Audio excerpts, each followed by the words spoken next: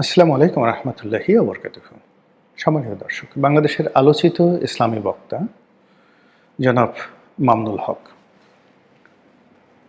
তাকে চেনেন না আমাদের এই বাংলাদেশে খুব কম লোক আছেন।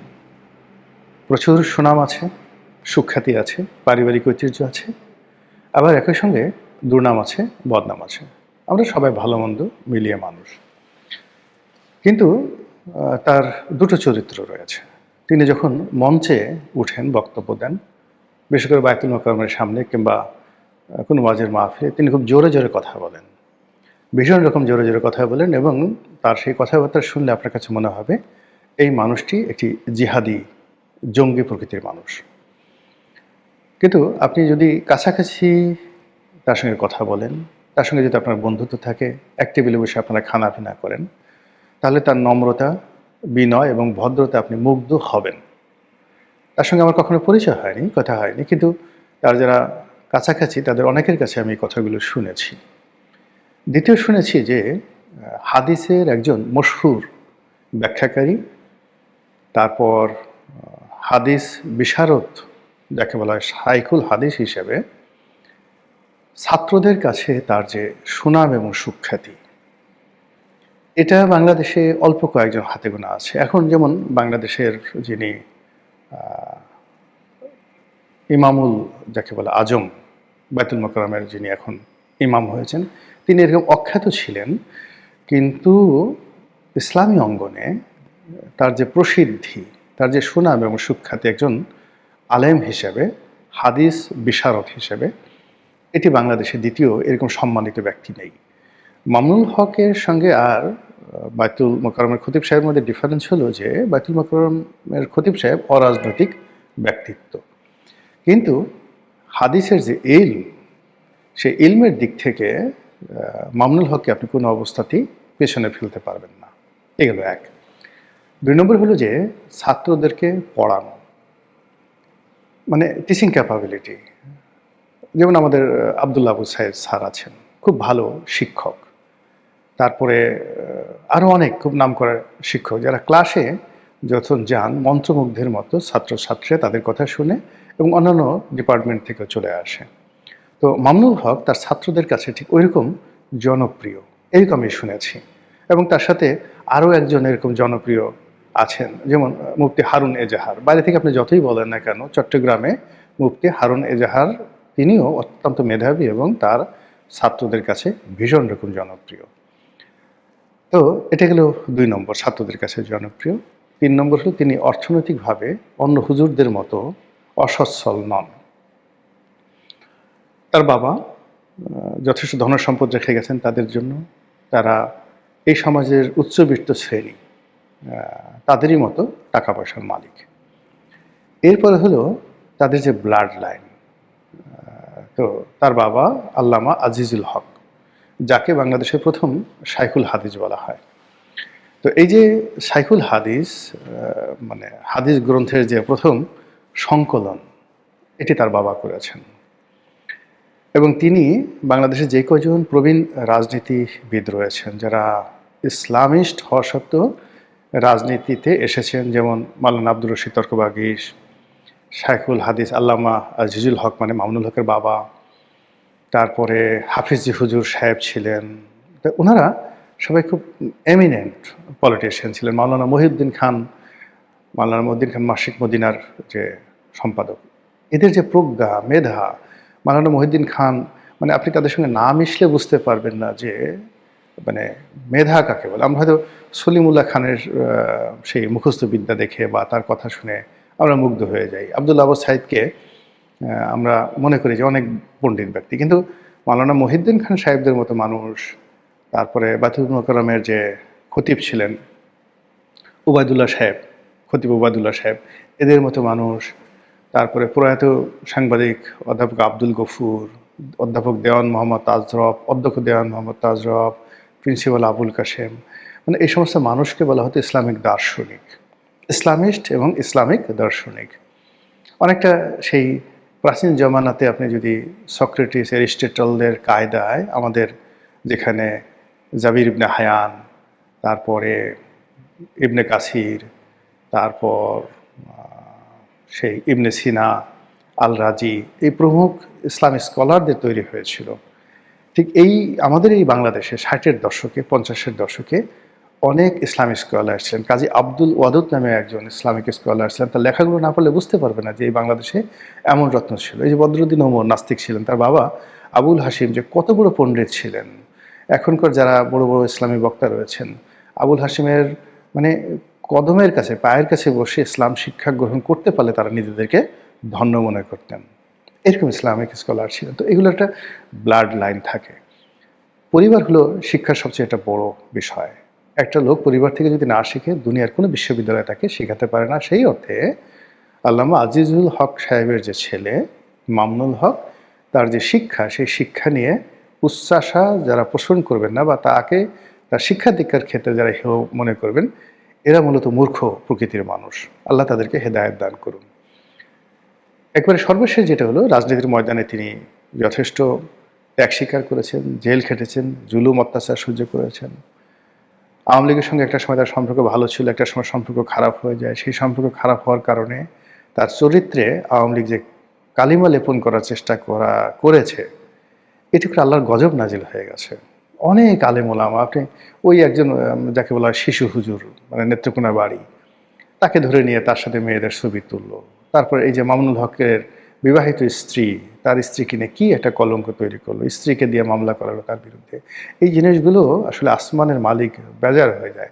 যেখানে অবাধ যৌনতা এখন মানে গর্বের বিষয়, যেখানে মদ্যপান করা, প্রকাশ্যে সেক্স করা, আমাদের এই সমাজে আপনি হাই সোসাইটিতে, আপার সোসাইটিতে গিয়ে দেখেন, মানে এই জিনিসগুলো যা হচ্ছে মানে ধনী এলাকাগুলোতে, সেই তুলনায় এই সমাজে একজন বিয়ে করেছেন, তারপর শেষে তার স্ত্রীকে নিয়ে কোনো একটা রিসোর্টে বেড়াতে গেছেন এবং সেখানে তাকে শারীরিকভাবে যে লাঞ্ছিত করা হয়েছে, যারা যারা করেছে সবাই কিন্তু এখন অভিশপ্ত বা অভিশাপের মধ্যে পড়েছেন। এনিওয়ে, তো সেই মামুনুল হক এবারে নির্বাচনে আসলেন। নির্বাচনের সময়টা তো তিনি বেশ আনপ্রেডিক্টেবল ছিলেন। একবার বিএনপির সঙ্গে যেতে চাইলেন, আবার জামাতের সঙ্গে থাকলেন, এমনকি চরমোনাইয়ের সাথেও তার হতে পারতো। আকীদাগত দিক থেকে চরমোনাইয়ের সঙ্গে যদি তিনি থাকতেন, তাহলে হয়তো তার ভোট হতো। এনিওয়ে, তিনি এখানে বিএনপির সঙ্গে না গিয়ে জামাতের সঙ্গে গেলেন। তো সেক্ষেত্রে মোহাম্মদপুরে যে আসনটি, সেই আসনটি সব দিক থেকে তার জন্য উপযুক্ত ছিল। এখানে তার এবং তার পরিবারের অনেকগুলো মাদ্রাসা আছে। এর বাইরে তারা যে আকীদা অনুসরণ করে, সেই আকীদার যে অসংখ্য মাদ্রাসা, মসজিদ, বিভিন্ন খানকা, মোহাম্মদপুরের পুরো এলাকাটা ভরা। এখানে মোহাম্মদপুর একটা মানে যাকে বলা হয় জটিল এলাকা, এবং এই জটিল এলাকাতে আওয়ামী লীগের প্রচণ্ড মানে এখানে শক্তিমত্তা রয়েছে। এখানে আন্ডারওয়ার্ল্ডের অনেক কিছু হয়। তো এই সব জিনিসগুলো মামুনুল হক সাহেবের মুখস্থ। তো সেই অর্থে তিনি যখন নির্বাচনে দাঁড়ালেন এবং তার প্রতিপক্ষ যখন একেবারে নবীন একজন রাজনীতিক ববি হাজ্জাজ, তিনি আসলেন, তাও আবার তার নিজের দলকে বিলুপ্ত করে তিনি যখন বিএনপিতে আসলেন, তখন মামুনুল হক ধরে নিলেন যে এটা কোনো প্রতিযোগিতাই হবে না। এখানে হয়তো যাকে বলা ববি হাজ্জাজের জামানতও বাজেয়াপ্ত হতে পারে। এর কারণ হলো ওই আসনটি দীর্ঘদিন ধরে আব্দুল সালাম সাহেব, এখন যে দক্ষিণ সিটি কর্পোরেশনের প্রশাসক নিযুক্ত হয়েছেন, তো তাকে সেখানে মনোনয়ন দেওয়া হবে, এইভাবে একটা সিদ্ধান্ত ছিল। তো সিদ্ধান্ত হওয়ার পরে পরবর্তীতে সালাম সাহেবকে অফ করে দিয়ে বিএনপি সিদ্ধান্ত দেয় যে ওখানে মামুনুল হক সাহেবকে মনোনয়ন দেওয়া হবে। কিন্তু রাজনৈতিক কারণে যখন মামুনুল হক সাহেবের সাথে বিএনপির হয় না, সেখানে ববি হাজ্জাজকে মনোনয়ন দেয়। তো মামুনুল হক সাহেব যে কোনোভাবে সেখানে বিজয়ী হয়ে আসবেন, এই আত্মবিশ্বাস তার ছিল, এবং তিনি একটি সাক্ষাৎকারে বেশ আত্মবিশ্বাসের সঙ্গে বলছেন যে না, এখানে আসলে প্রতিযোগিতা করার মতো প্রার্থী নাই, তাদের সঙ্গে যেখানে প্রতিযোগিতা আছে সেখানেই তো গণ্ডগোল হবে, বা এখানে উনি গণ্ডগোল করার মতো মানুষ নন, মানে তার সাথে গণ্ডগোলের প্রয়োজন আসলে, ভোট আসলে আমি হয়ে যাব। কিন্তু দেখা গেল যে আসলে তিনি হতে পারেননি। তো যাই হোক, এখন পরবর্তীতে তিনি একটি সাক্ষাৎকার একটি গণমাধ্যমে দিয়েছেন, ইউটিউবে দিয়েছেন। সেখানে তিনি বলেছেন যে আমি যদি বিএনপির সঙ্গে থাকতাম তাহলে আমি বিজয়ী হতাম এবং মন্ত্রী হতাম। তো এটা তার আক্ষেপ, ক্ষোভ, বিক্ষোভ, না হতাশা নাকি খোঁচা, এটা বোঝা যাচ্ছে না। ইট মিনস যে এখানে ইলেকশন ইঞ্জিনিয়ারিং হতে পারে, আমাকে ইঞ্জিনিয়ারিং করে ঠকিয়ে দেওয়া হয়েছে, আমি বিএনপির জোট ছেড়ে চলে আসছি।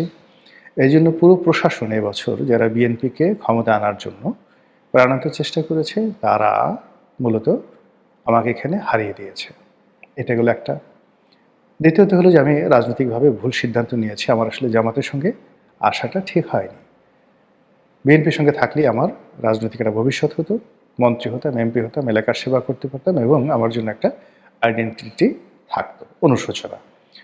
থার্ডলি হলো আক্ষেপ, যে এখানে আমার যে পারিবারিক ভোট আছে, আমার নিজের ব্যক্তিগত ভোট আছে, সাংগঠনিক ভোট আছে, এর বাইরে জামাতের যে ভোট, সেই জামাতের ভোট আমাকে দেয়া হয়নি। আমার সঙ্গে জামাত প্রতারণা করেছে, বেইমানি করেছে, এরকম ইন্ডিকেশন থাকতে পারে। এর কারণ হলো মামুনুল হক যদি পার্লামেন্টে থাকতেন, তাহলে তার যে বাগ্মিতা, তার যে উচ্চতা, সেখানে আসলে জামাতের আমির শফিক সাহেবকে কোনো নেতাই মনে হতো না। ডাক্তার আবদুল্লাহ তাহের যিনি আছেন, তাকে কোনো নেতাই মনে হতো না। নাহিদ যারা এমপি হয়েছেন, আক্তার যারা এমপি হয়েছেন, হাসনাত আবদুল্লাহ হয়েছেন, এই তরুণরা সবাই মামুনুল হক করত যদি তিনি এমপি হয়ে যেতেন। এবং সেক্ষেত্রে ডেপুটি লিডার, চিফ হুইপ, অন্য যে পদগুলো আছে, এটা মামুনুল সাহেবকে না দিয়ে কোনো উপায় ছিল না। এতে করে এখন জামাত যেভাবে মানে একটা অনুগত 11 দল পেয়েছে, যেখানে তার কর্মকাণ্ডে, তার সিদ্ধান্তে কোনো বাধা তৈরি করবে না, এদের জামাতের বাইরে যাওয়ার সাধ্য নেই, সাধও নেই, যোগ্যতাও নেই এখন যারা আছে। কিন্তু মামুনুল হকের যে কানেক্টিভিটি, তার সঙ্গে ডিজিএফআই কানেকশন ছিল, তার সঙ্গে তারেক রহমান সাহেবের কানেকশন ছিল, শেখ হাসিনার কানেকশন ছিল, তার সঙ্গে বাংলাদেশ ইসলামী অঙ্গনের এমন কোনো জায়গা নেই সেই কানেক্টিভিটি ছিল না সবার সঙ্গে। তিনি দাওয়াত দিলে ইসলামী অঙ্গনের মানে কোনো লোক তার কাছে আসবেন না, আর তিনি কোনো একটা দরবারে যাবেন না, তাকে সম্মান দেখানো হবে না, এরকম ঘটনা আসলে বাংলাদেশে কল্পনাই করা যায় না। তো সেই মানুষটিকে মানে একটা মানে জামাতের মধ্যে নেওয়া মানেই জামাতের যে মানে নিজস্ব যে বলয় আছে, সেই বলয়ে তাদের যে আধিপত্য, সেই আধিপত্যটা অন্যের হাতে তুলে দেওয়া। এখন এবার কিন্তু তারেক রহমান সাহেব ঠিক সেম কাজটি করেছেন। তিনিও তার দলের মধ্যে তাদেরকে মন্ত্রী বানিয়েছেন, এমপি বানিয়েছেন, মানে যাদের আনুগত্য প্রমাণিত এবং যাদের সঙ্গে জনাব তারেক রহমান সাহেবের চরিত্রের মিল রয়েছে, ক্যারেক্টারিস্টিক্সের মিল রয়েছে। এবং তারেক রহমান সাহেব তাদের চোখের দিকে তাকালে তারা বুঝতে পারেন যে ওরা কি চায়। আর যাদেরকে তারেক রহমান সাহেব ক্ষমতা দিয়েছেন, তারাও তারেক রহমান সাহেবের চোখের দিকে তাকালে বুঝতে পারেন নেতা কি চাচ্ছে, নেতার বডি ল্যাঙ্গুয়েজ কি, নেতার চোখ কি, নেতার রসায়ন কি, এই জিনিসগুলো বুঝতে পারেন। এখন এই বোঝার ফলে কি হলো, কি যোগ্যতা আছে কি নেই ডাজ নট ম্যাটার। কে চরিত্রবান, কে চরিত্রহীন, কে ডাকু মনসুর, কে অলি আল্লাহ, কে গাউস কুতুব, এই সমস্ত চিন্তার ব্যাপার না। রাজনীতি হলো একটা সমীকরণের বিষয়।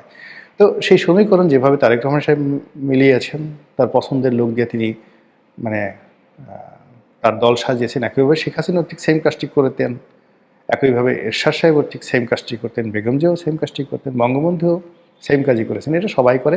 তো জামাত কেন অযথা একটা উৎকট, উদ্ভট তাদের দৃষ্টিতে, বা মানে ওভার কোয়ালিফাইড, যাদের মানে সিএস আছে, পর্সা আছে, বিএস আছে, আরএস আছে, খতিয়ান আছে, বাপদাদা 14 গোষ্ঠীর নাম আছে, তো এরকম লোক এনে ঝামেলা বাঁধানোর দরকারটা কি? তো সেই অর্থে যে মামুনুল হক যে খোঁচাটা দিয়েছেন যে আমি আওয়ামী লীগ বিএনপিতে গেলে মন্ত্রী হতাম, এমপিও হতাম, এর মাধ্যমে তিনি তার মনের যে আক্ষেপ, দীর্ঘশ্বাসকে তিনি উস্কে দিয়েছেন। আর এটা যে রাজনৈতিক পরিণতি, এখন রাজনীতির ময়দান ঈদের পর থেকে যে রাজনৈতিক পরিণতি হবে, সেই পরিণতি খুব দ্রুত আপনি দেখতে পারবেন যে নতুন সমীকরণ দাঁড়িয়ে গেছে রাজপথে। সংসদে একরকম, আর রাজপথে আর একটা নতুন সমীকরণ, যা কিনা সরকারের জন্য আর বিরোধী দল কারোর জন্য ভালো হবে না। মহান আল্লাহ আমাদের সবাইকে হেদায়েত দান করুন, হেফাজত করুন। আসসালামু আলাইকুম রহমতুল্লাহি ওয়া বারাকাতুহু।